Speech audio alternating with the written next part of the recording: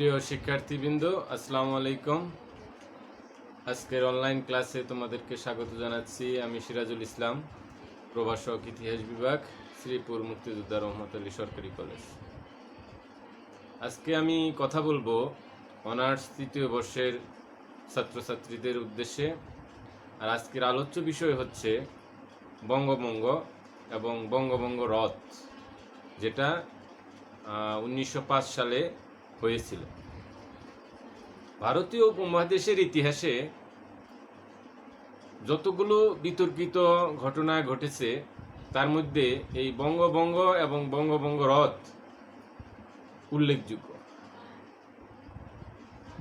কারণ বাংলার ইতিহাসের প্রাচীন যুগ, মধ্যযুগে আমরা হিন্দু, মুসলমান এবং বৌদ্ধদের যে বসবাস দেখি এবং হিন্দু মুসলমানের মধ্যে যে সম্প্রীতি সৌহার্দ্য তৈরি হয়েছিল সেটা কিন্তু অনেক দিন বলবৎ ছিল। এই যে হিন্দু মুসলমানদের মধ্যে যে সম্প্রীতি বন্ধন, সেই বন্ধনে ছেদ পড়ে 1905 সালে। শুধু তাই নয়, এর সাথে যুক্ত হয় ইংরেজরা, অর্থাৎ ব্রিটিশ সরকার। কারণ ওই সময় ব্রিটিশ শাসনের যে সূত্রপাত হয়েছিল 1757 সালে পলাশীর যুদ্ধের পরাজয়ের মধ্য দিয়ে, তার মাধ্যমেই শুরু হয়েছিল কিন্তু 200 বছরের উপনিবেশিক শাসন। আর এই উপনিবেশিক শাসনেরই আমলের একটা গুরুত্বপূর্ণ এবং বিতর্কিত ঘটনা ছিল হচ্ছে 1905 সালের এই বঙ্গভঙ্গ। সুতরাং এই বিতর্কিত ঘটনাকে কেন্দ্র করেই মূলত এই বাংলায় হিন্দু, মুসলিম এবং ইংরেজ এই তিন শ্রেণীর মধ্যে ত্রিমুখী দ্বন্দ্ব তৈরি হয়। যে কারণে 1905 সালে যে বঙ্গভঙ্গের অনুমোদন দেওয়া হয় সেটা কিন্তু পরবর্তীতে অর্থাৎ 1911 সালে সেই বঙ্গভঙ্গ রদ করতে বাধ্য হয়। কারণ এই বঙ্গভঙ্গকে তৎকালীন হিন্দু মুসলিম এরা কিন্তু সহজভাবে মেনে নিতে পারেনি। কারণ এই বঙ্গভঙ্গকে কেন্দ্র করেই হিন্দু মুসলমানদের মধ্যে চরম দাঙ্গা শুরু হয়। সুতরাং দেখা যায় যে এই বঙ্গভঙ্গ কেন হয়েছিল সেই দিকে আমাদেরকে দৃষ্টিপাত করতে হবে এবং কোন পটভূমিতে এই বঙ্গভঙ্গ হয়। ব্রিটিশরা এই হিন্দু মুসলমানদের মধ্যে বিভেদ তৈরি করার চেষ্টা করে এবং শুধু তাই নয়, যে ইংরেজ শাসন শোষণের ফলে যে অত্যাচার এই উপমহাদেশের জনগণ শিকার হয়, যে অত্যাচারের শিকার হয়, সেই অত্যাচার থেকে মুক্তির জন্য তারা কিন্তু মরিয়া হয়ে ওঠে। সুতরাং এই ক্ষেত্রে হিন্দু মুসলমানদের মধ্যে একটা জাতীয়তাবাদী চেতনাও কিন্তু তৈরি হয়। সুতরাং এই বঙ্গভঙ্গ কেন্দ্র করে যাতে এই জাতীয়তাবাদী চেতনার ধ্বংস করে দেওয়া যায়, সেটাও কিন্তু এই বঙ্গভঙ্গর পিছনে উদ্দেশ্য ছিল। সুতরাং আমরা প্রথমেই দেখব যে কোন পটভূমিতে 1905 সালের এই বঙ্গভঙ্গ হয়েছিল, কেন হয়েছিল এবং কেনই বা এই বঙ্গভঙ্গ রদ করা হয়েছে। প্রিয় শিক্ষার্থীরা, আমরা এখন দেখব যে এই বঙ্গভঙ্গ কোন প্রেক্ষাপটে হয়েছিল এবং কি কি কারণে হয়েছিল। তবে এই বঙ্গভঙ্গকে বুঝতে হলে আমাদেরকে একটু বিশেষ করে প্রাচীন এবং মধ্যযুগের যে বাংলা ছিল, বাংলা প্রদেশ, সেই সম্পর্কে আমাদের কিছু ধারণা নেওয়া উচিত। পাশাপাশি বেঙ্গল প্রেসিডেন্সির আয়তন কেমন ছিল সে বিষয়টাও আমাদের জানা দরকার। এরপর আমরা দেখব যে সেই বেঙ্গল প্রেসিডেন্সি কিভাবে বিভক্ত হয়েছিল সেই মানচিত্র আমরা দেখার চেষ্টা করব। তো শুরুতে আমরা এই বঙ্গর আয়তন প্রাচীনকালে, মধ্যযুগে এবং ইস্ট ইন্ডিয়া কোম্পানি এবং ঔপনিবেশিক শাসনের আমলে কী ধরনের মানচিত্র ছিল বা কী ধরনের এরিয়া নিয়ে এই বঙ্গ বা বেঙ্গল প্রেসিডেন্সি ছিল, সেই বিষয়গুলো আমরা জানব। তোমরা স্ক্রিনে প্রথমে যে মানচিত্রটি দেখছো সেটি হচ্ছে প্রাচীন বাংলার একটি মানচিত্র। মূলত আমরা বাংলার ইতিহাসে প্রাচীন যুগের যে শাসনামল আমরা আলোচনা করেছি এর আগে, তো সেই প্রাচীন বাংলার মানচিত্রটা কিন্তু এই এই বর্তমানে যে তোমরা যে স্ক্রিনে যে ছবিটি দেখছো সেই ধরনেরই একটা মানচিত্র ছিল প্রাচীন বাংলার মানচিত্র।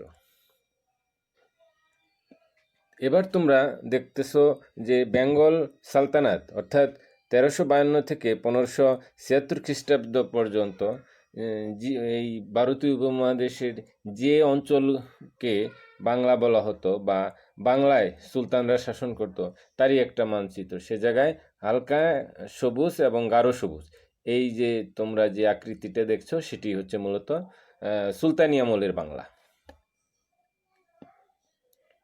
এরপর তোমরা দেখছো হচ্ছে বেঙ্গল প্রেসিডেন্সি, অর্থাৎ ইস্ট ইন্ডিয়া কোম্পানি ভারতীয় উপমহাদেশে শাসন ক্ষমতা গ্রহণ করার পর তাদের অধীনস্থ যে বাংলা ছিল এবং তারা যে বাংলা, বিহার, উড়িষ্যা, আসামকে নিয়ে যে বেঙ্গল প্রেসিডেন্সি গঠন করে, সেটার চিত্রটা হচ্ছে যে রঙিন যে অঞ্চলগুলো দেখছো সেই অঞ্চলগুলোই হচ্ছে মূলত বেঙ্গল প্রেসিডেন্সির অন্তর্ভুক্ত।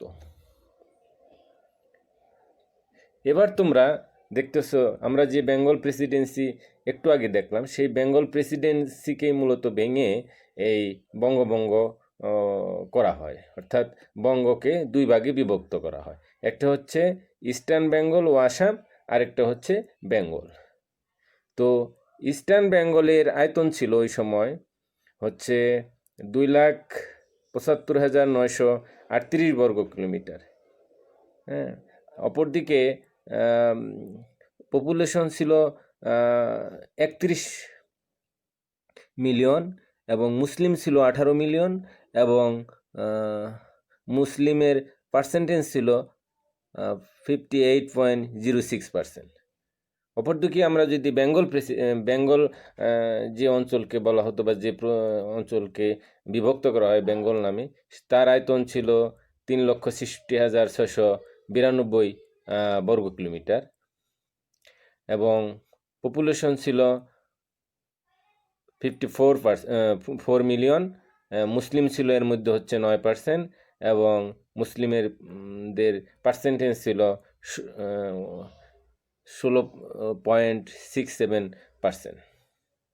তো এই বেঙ্গল প্রেসিডেন্সিকেই মূলত শাসন কার্য, রাজনৈতিক এবং পলিটিক্যাল কারণে, এছাড়াও জাতীয়তাবাদী চেতনাকে মানে বাধাগ্রস্ত করার জন্যই ইস্ট ইন্ডিয়া কোম্পানি কিন্তু এই বেঙ্গল প্রেসিডেন্সিকে ভাঙার একটা উদ্যোগ গ্রহণ করেছিল 1905 সালে।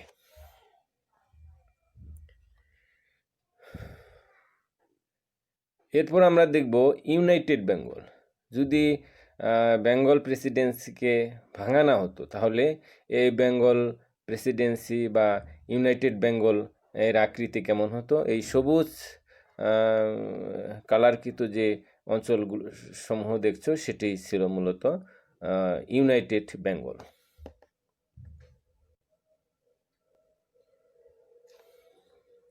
এবার আমরা দেখব যে এই বেঙ্গল প্রেসিডেন্সি যে ভেঙে দুই ভাগে বিভক্ত করা হয়, তার মধ্যে ছিল পূর্ব ইস্টার্ন বেঙ্গল অর্থাৎ পূর্ব বাংলা ও আসামকে নিয়ে একটি অঞ্চল বা একটি প্রদেশ করা হয়, আর অপরদিকে কলকাতা এবং কলকাতার আশেপাশের অঞ্চলকে নিয়ে হচ্ছে বেঙ্গল প্রদেশ করা হয়।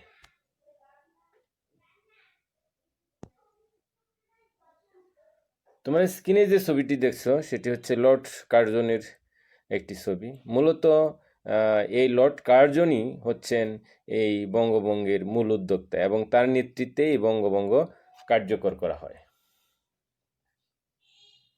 এবার আমরা দেখব বঙ্গভঙ্গের প্রেক্ষাপট।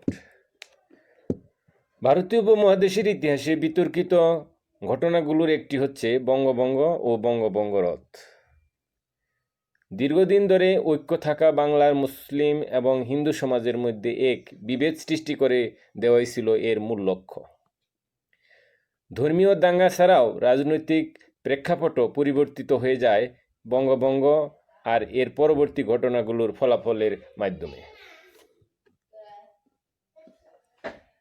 1905 সালে বঙ্গভঙ্গ কার্যকর হলেও বাংলাকে ভাগ করার চিন্তা কিন্তু ব্রিটিশরা অনেক আগে থেকে শুরু করেছিল। তবে শুধু প্রশাসনিক সুবিধার কথা ভেবে শুরু হলেও শেষ পর্যন্ত বঙ্গভঙ্গ হয়ে দাঁড়ায় বাংলা, হিন্দু, মুসলমান আর ব্রিটিশ শাসকদের ত্রিমুখী এক লড়াই।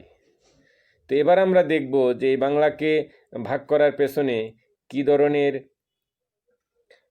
উদ্দেশ্য বা লক্ষ্য বা কোন প্রেক্ষাপটে এই বাংলাকে ভাগ করা হয়েছিল সেই বিষয়গুলো।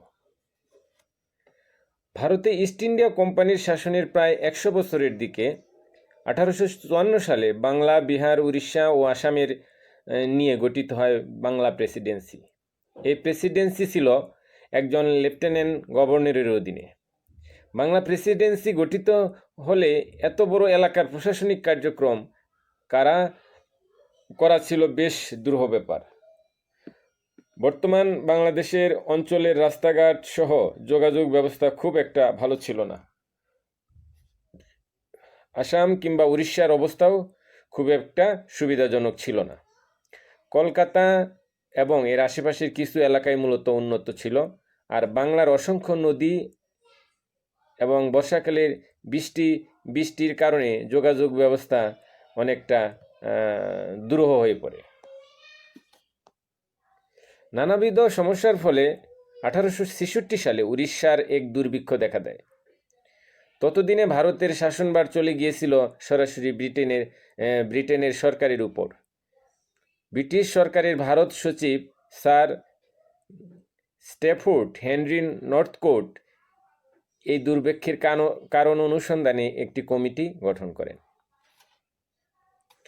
সেই কমিটির অনুসন্ধানে উঠে আসে প্রশাসনিক অসুবিধার কথা, আর এর সমাধান হিসাবে বাংলা প্রেসিডেন্সিকে বিভক্ত করার সুপারিশ করা হয়। 1867 সালে বাংলার ছোট লাট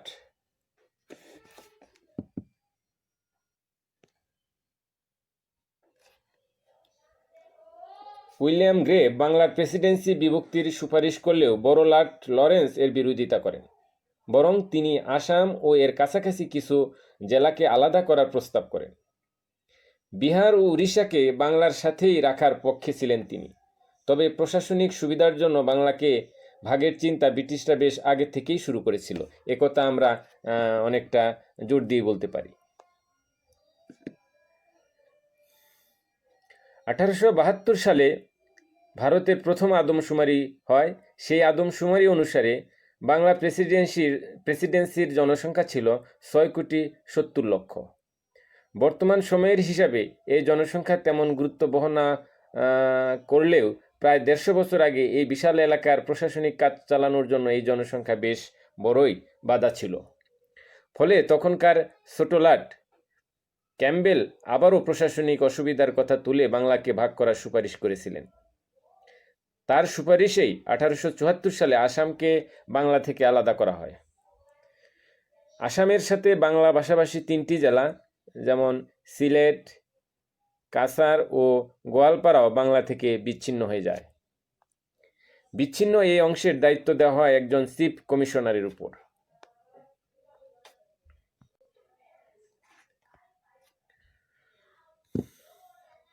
1896 সালে আসামের chief commissioner William Ward Dhaka, Mymensingh ও চট্টগ্রামকে আসামের অন্তর্ভুক্ত করার প্রস্তাব রাখেন।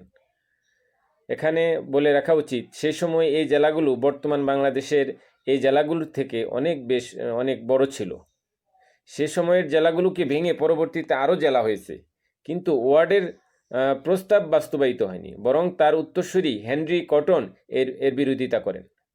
এছাড়াও চট্টগ্রামের ব্যবসায়ী শ্রেণী এবং বাংলা আইন পরিষদের বিরোধিতাও এই প্রস্তাব বাস্তবায়ন হতে দেয়নি।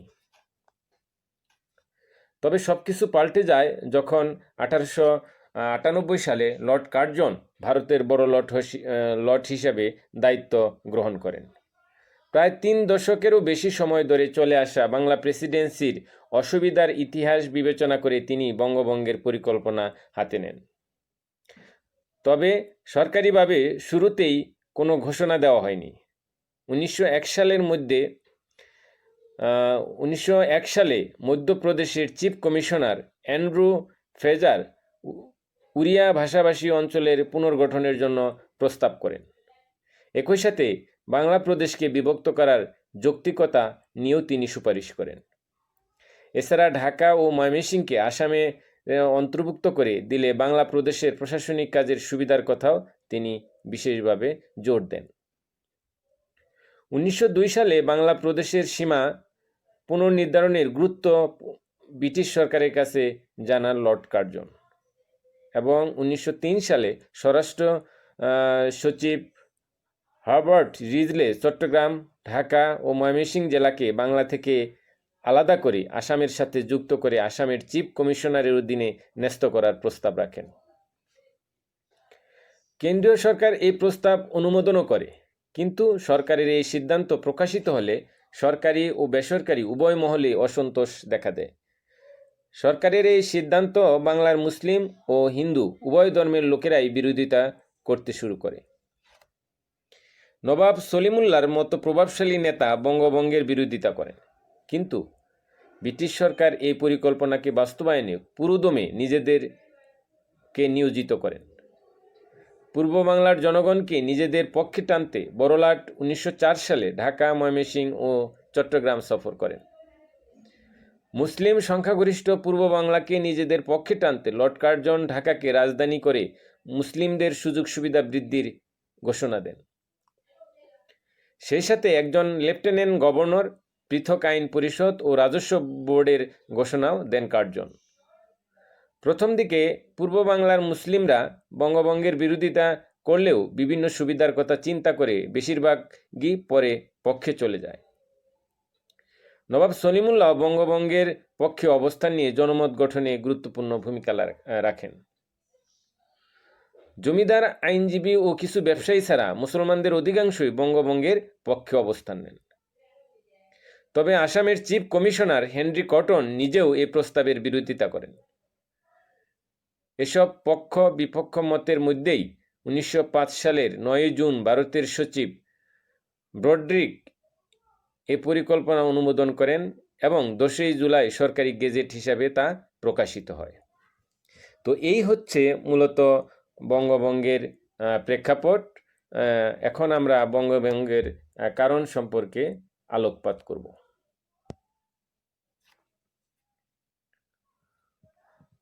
পটভূমি পড়লে মনে হতেই পারে যে শুধুমাত্র প্রশাসনিক সুবিধার জন্যই বিশাল বাংলা প্রদেশকে ভেঙে 2 ভাগে ভাগ করা হয়েছিল।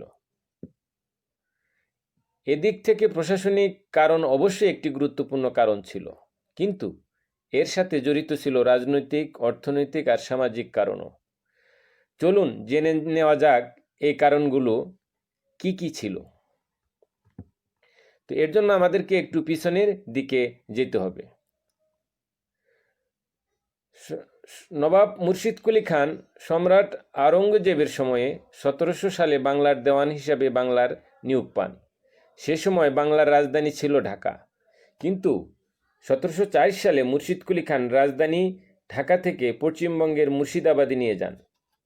সঠিকভাবে বলতে গেলে তিনি নিজের নামে মুর্শিদাবাদের গোড়াপত্তন করেন এবং ঢাকায় নিরাপত্তার অভাবে ও কেন্দ্রের সাথে দূরত্বের অজুহাত দিয়ে তিনি রাজধানী পরিবর্তন করেন। আর মুর্শিদ কুলি খানের এই রাজধানী পরিবর্তন পরবর্তীতে 2 বাংলার মাঝে এক অসম অর্থনৈতিক ও সামাজিক অবস্থার সৃষ্টি করে। চাইলে বঙ্গভঙ্গের বাটারফ্লাই ইফেক্ট হিসাবে মুর্শিদ কুলি খানের এই রাজধানীর পরিবর্তনকেও বলা যায়। ঢাকা থেকে রাজধানী পশ্চিমবঙ্গে যাবার পর থেকে ঢাকাসহ পূর্ববঙ্গের উন্নয়ন কমে যেতে থাকে। ইংরেজ শাসনামলে রাজধানী মুর্শিদাবাদ থেকে চলে যায় কলকাতায়। ফলে ব্যবসা বাণিজ্য, উন্নয়ন সহ সব দিক থেকে পূর্ব বাংলা পিছিয়ে যেতে থাকে। রাজধানীর উপর নির্ভরশীল ভূস্বামী, ব্যবসায়ী সহ অনেকেই ঢাকা ছেড়ে কলকাতায় যাওয়া শুরু করে। ফলে ঢাকা ও পূর্ব বাংলার যোগাযোগ ব্যবস্থার উন্নতিও প্রায় বন্ধ হয়ে যায়। জনসংখ্যা বেশি হলে সরকার এই অঞ্চলের জন্য খুব বেশি খরচ করতে আগ্রহ দেখাতো না মোটেও। যোগাযোগ ব্যবস্থা খারাপ হবার কারণে প্রশাসনিক ব্যবস্থাও খারাপ হতে থাকে দিনে দিনে। ফলে ডাক ব্যবস্থা, রাজস্ব আদায় ও আইন শৃঙ্খলার ব্যবস্থার চরম অবনতি ঘটে প্রতিনিয়ত। চুরি, ডাকাতি, বিভিন্ন বেআইনি কার্যকলাপ সাধারণ ঘটনায় পরিণত হতে শুরু করে পূর্ব বাংলায়। ফলে সরকারের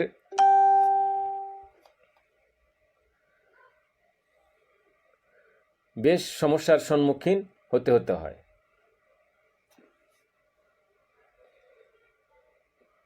ফলে সরকার পূর্ব বাংলাকে আলাদা প্রদেশ করে এর উন্নতি করার একটি পদক্ষেপ নিতে চেয়েছিল। একই সাথে দুই বাংলার অর্থনৈতিক বৈষম্য ছিল অনেক বেশি। কলকাতা ছিল অবিভক্ত বাংলার মূল কেন্দ্র। কলকাতা শুধু বাংলা প্রদেশ নয়, বরং পুরো ভারতে ব্রিটিশ শাসনের রাজধানী ছিল। ফলে ব্যবসা বাণিজ্য, শিক্ষা, স্বাস্থ্যসহ বিভিন্ন উন্নয়নমূলক কর্মকাণ্ড ছিল কলকাতা কেন্দ্রিক, আর পূর্ব বাংলা পর্যন্ত সেগুলো খুবই কমই পৌঁছাতো। পূর্ব বাংলার কাঁচামাল দিয়ে শিল্প কারখানা গড়ে উঠতে থাকে কলকাতা এবং এর আশেপাশের এলাকায়। লাভের বেশিরভাগই যেত কলকাতার বণিক শ্রেণীর পকেটে, আর অর্থনৈতিক দীনতায় দিন কাটতে থাকে পূর্ব বাংলার কৃষকদের। পূর্ব বাংলার পাট দিয়ে বেশিরভাগ পাটকল গড়ে ওঠে হুগলি নদীর তীরে। ব্যাপারটা অনেকটা পাকিস্তান আমলে পূর্ব পাকিস্তানের পাট দিয়ে পশ্চিম পাকিস্তানের উন্নয়নের মতো ছিল। কৃষিভিত্তিক পূর্ব বাংলার জমিদাররা বেশিরভাগই স্থায়ী নিবাস গড়ে রাজধানীতে, আর তাদের প্রতিনিধিরা খাজনার জন্য নির্যাতন চালায় পূর্ব বাংলার নিরীহ কৃষকদের উপরে। কষ্ট করত পূর্ব বাংলার কৃষকরা, আর ফল ভোগ করত কলকাতার জমিদাররা। অর্থনৈতিক সংকটের কারণে পূর্ব বাংলার লোকেরা শিক্ষাতেও এগুতে পারত না। ফলে কলকাতার লোকেরা সহজে চাকরি পেলেও অবহেলিত পূর্ব বাংলার লোকেরা চাকরি পেত না সহজে। চট্টগ্রামের সুপ্রাচীনকাল থেকে সমুদ্র বন্দর থাকলেও ব্রিটিশ আমলে এর উন্নয়নে কোনো কাজই করা হয়নি। বরং রাজধানী কলকাতার বন্দরের লাভ কমে যাবে চিন্তা করে সরকার ও ব্যবসায়ী শ্রেণী চট্টগ্রাম বন্দরকে পুরোপুরি অবহেলিত করেছে। ঢাকা থেকে কর আদায় করে সেই কর দিয়ে উন্নয়ন হতো কলকাতা, উড়িষ্যা আর বিহারে। রেল ব্যবস্থার উন্নয়নও ছিল পশ্চিম কেন্দ্রিক। ঢাকার মতো প্রাচীন ও গুরুত্বপূর্ণ শহরের সাথে ছিল না রেল যোগাযোগ। এসব অর্থনৈতিক অবহেলা প্রতিনিয়ত পূর্ব বাংলার জনগণ ও ব্যবসায়ীদের পশ্চিম বাংলা বিরোধী করে তুলেছিল। প্রশাসনিক ও অর্থনৈতিক সুবিধার জন্য পূর্ব বাংলাকে গুরুত্ব দেওয়ার দরকার অপরিহার্য হলে বঙ্গভঙ্গের পেছনে কাজ করেছিল কিছু রাজনৈতিক ব্যাপারও। ব্রিটিশ শিক্ষা ব্যবস্থায় শিক্ষিত হওয়া শিক্ষিত সমাজ একসময় নিজেদের পরাধীনতার কষ্টটা অনুভব করতে থাকে। ফলে বাঙালি জাতীয়তাবাদের সৃষ্টি হয়, আর এর কেন্দ্র ছিল কলকাতা। বাংলাকে বিভক্ত করে এই জাতীয়তাবাদকে দুর্বল করার একটা মোক্ষম সুযোগ গ্রহণ করে এই ব্রিটিশরা। এছাড়া সরকারি চাকরিতে ব্রিটিশদের তুলনায় দেশীয়দের বৈষম্য বাঙালিদের ক্ষুব্ধ করে তুলেছে। আর সর্বশেষ ব্রিটিশরা এমন এক চাল চালে যা ভারতবর্ষের ইতিহাসে এর আগে কেউ সরাসরি চালেনি। হিন্দু মুসলিম বিভেদ তৈরি করে ভারতীয়দের ঐক্য নষ্ট করে ব্রিটিশদের সুবিধা করাই ছিল এর মূল লক্ষ্য। পূর্ব বাংলার প্রচুর হিন্দু থাকলেও লর্ড কার্জন তার পূর্ব বাংলা সফরে মুসলমানদের ঐক্যের উপরে জোর দেন।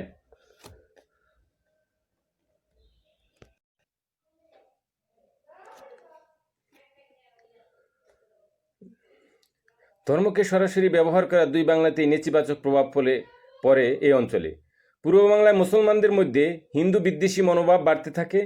এছাড়া পূর্ব বাংলায় প্রচুর হিন্দু থাকলেও তাদের অধিকাংশই ছিল নিচু বর্ণের হিন্দু। অন্যদিকে ব্রাহ্মণ ক্ষত্রিয়দের মতো উচ্চ বর্ণের হিন্দুরা থাকতো কলকাতায়। ফলে মুসলমানদের সাথে পূর্ব বাংলার হিন্দুরাও নিজেদের সুবিধার কথা ভেবে বঙ্গভঙ্গের পক্ষে অবস্থান নেয়। এবার আমরা দেখব যে এই বঙ্গভঙ্গের বাস্তবায়ন। 1905 সালে 16 অক্টোবর বঙ্গভঙ্গ বাস্তবায়িত হয়। লর্ড কার্জনের পরিকল্পনা অনুযায়ী আসাম, চট্টগ্রাম, ঢাকা, রাজশাহী, ত্রিপুরা, মালদহ, পূর্ব বাংলা ও আসাম প্রদেশ নামে গঠিত হয়। এই প্রদেশের রাজধানী হয় ঢাকা। স্যার ব্যামফিল্ড ফুলার পূর্ব বাংলা ও আসাম প্রদেশের ছোট লর্ড হিসাবে নিয়োজিত হন।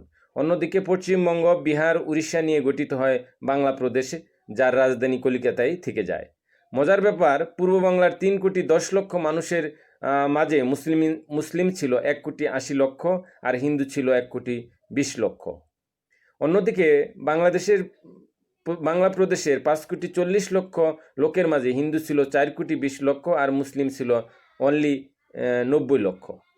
বাংলা প্রদেশের হিন্দু সংখ্যাগরিষ্ঠ হলেও পূর্ব বাংলায় হিন্দু মুসলিম প্রায় সমানই ছিল। ফলে শুধু মুসলমানদের সুবিধার জন্যই বঙ্গভঙ্গ হয়েছিল সে ভাবাটা নিতান্তই বোকামি। তবে সরকার মুসলমানদের পাবলিক সেন্টিমেন্ট ব্যবহার করে পূর্ব বাংলার জনগণকে বঙ্গভঙ্গের পক্ষে আনতে সক্ষম হয়েছিল। এই বঙ্গভঙ্গের ফলে দেখা যায় যে কলকাতার হিন্দুরা বিশেষ করে এই বঙ্গভঙ্গের বিরুদ্ধে খুব সোচ্চার হয়ে ওঠে এবং তারা বলতে থাকে যে এই বঙ্গমায়ের অঙ্গচ্ছেদ তারা মেনে নেবে না, কারণ তাদের স্বার্থের মারাত্মকভাবে আঘাত হানে এই হচ্ছে বঙ্গভঙ্গ। এটা হচ্ছে এন্টি পার্টিশন মুভমেন্ট 2005-এর একটা ছবি, যেটা বঙ্গভঙ্গ পরবর্তী সময়ে এই শুরু হয়।